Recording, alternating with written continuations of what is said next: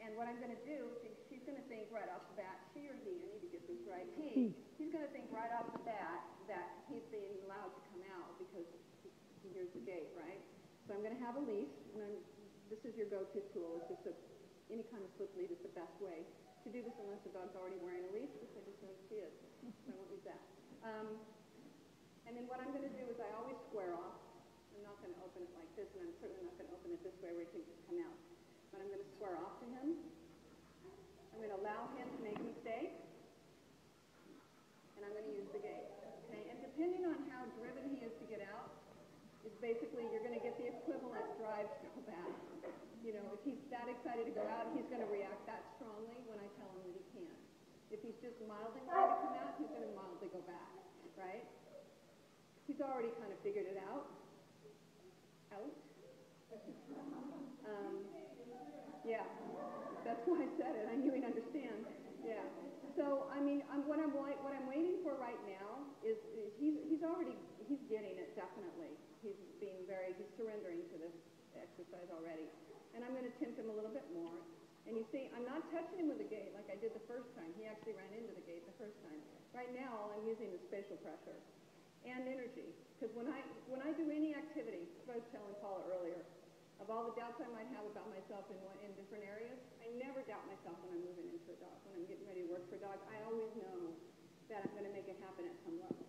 I always envision that I'm going to make it work. So I go into this knowing in my head that I'm going to be able to pull it off. I don't go in tentatively. If you move into any activity with a dog tentatively, that's a weakness. Leaders are not tentative. Leaders make decisions, and they make it happen. And if they make the wrong decision, big deal. They regroup, and they come up with a different one. And I'm not worried about that. If I fail in front of you guys, so what? I'll just do it again. I'll try a different way. I'm not worried about it. But eventually, I'm going to make this dog get out the way I want him to.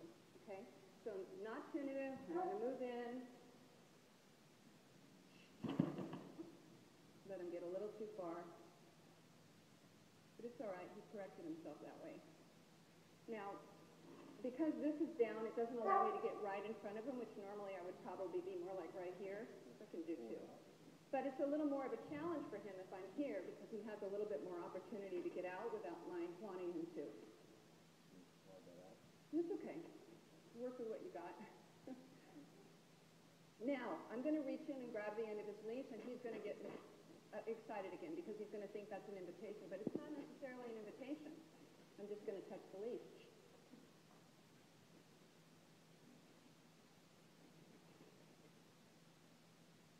I don't mind that he's licking his lips. He's a little nervous. It's a little bit stressful for him. What I'm waiting for now is eye contact. He needs to check in with me before I let him get out. I don't mind the way he's not. I would say right now, is he 100% submissive? No. But he's a good 80. I'm going to give him 80 today just because I want to work with other dogs. And a lot of times when I'm getting ready to work, too, I just tell myself, you know what, I got a lot to do today. I can't get to 100 today with this dog if he's a new dog. And I know by the end of the week I'll get there. So maybe I get 65, and then tomorrow I get 75. You can always ask for more. In anything you do with a dog, you can always ask for more. So as soon as he checks in with me a little bit and gives me the kind of eye contact I want, I'm going to invite him out. And then he may ramp up again, and so I'm just going to deal with it when he gets out. But he's looking everywhere but at me. There you go. Ramps up. So I'm just going to use a little pressure with the leash and let him recover here. Plant. Oh, there you go. That'll work.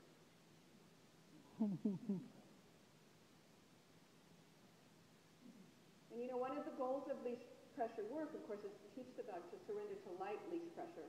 But you have to start off sometimes with strong leash pressure. But he's the one that's creating the pressure, not me. This is the whole separation thing kicking in right here. You create a little pressure, and I'll yield for as soon as he does.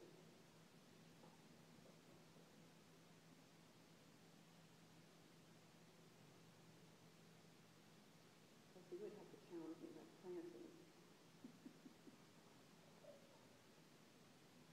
There, just a little bit.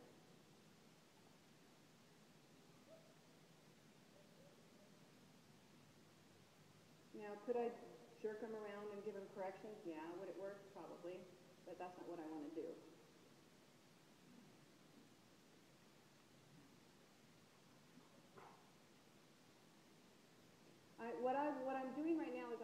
back to this place that he made the mistake.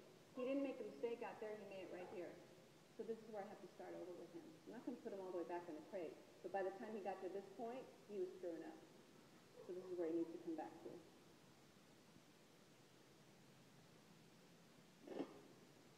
Would it be wrong to walk him away and bring him back just to break that mindset? Or You could. You know, you do different things. Yeah. You could, but I want to, there you go. I want him to start right here.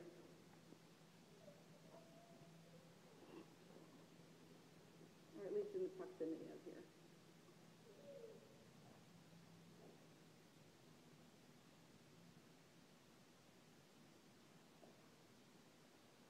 This is really hard for him because he knows his owners are there, not here.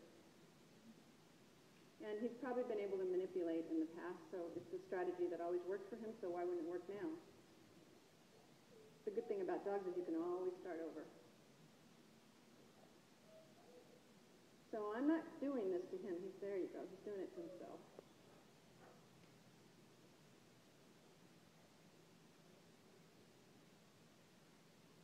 Leash pressure. Release. 80%.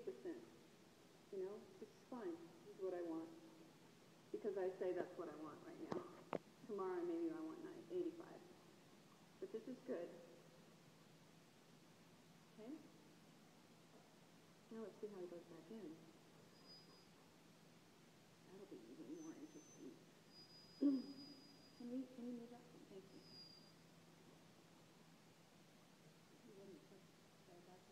Yeah, that's a good idea.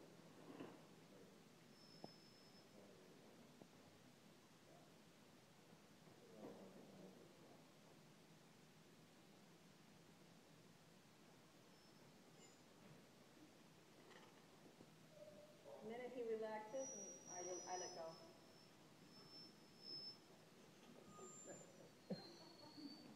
AV department? I'll just stand here like this. Okay. Yes. You said you made the mistake right there. If you anticipate that